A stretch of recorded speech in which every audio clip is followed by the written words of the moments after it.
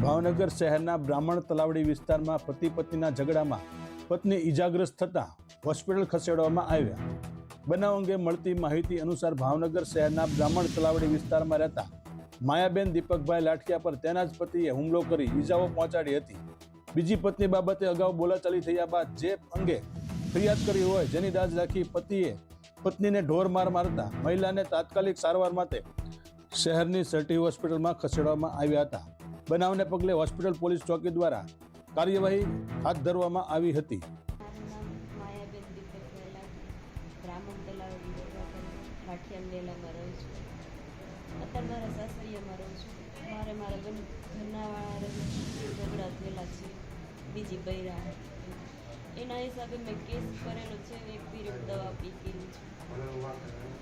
તો આજે મેડમ આવ્યા હશે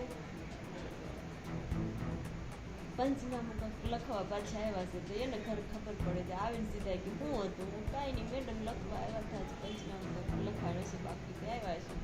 તો આવીને મારી છોકરી યાર જેમ કે તે જ બધું આપ્યું રામ ને તેમ મારી છોકરી હું ને તમારે જે વાત કરવી મારી હારે કરો ને. તો મને બાંગું નાખવાનું ઓલું કરવા વાળા રાડું નાખવા વાળા મને ધક્કો મારી મને ઢહડીને મારી પડખા મારી દીધું માથામાં વાગી ગયું. તો બધા હતા નકર આજ તો મારું પૂરું જ કરી નાખ્યા મારી જ નાખ્યા હતા. તમે ફરિયાદ કરવાના છો? હા હું પોલીસ ફરિયાદ કરી શકશે. બે આટલું બોલી બાઈ નહીં તે બધું થાય છે. ફરજાના આટલું બધું થાય છે.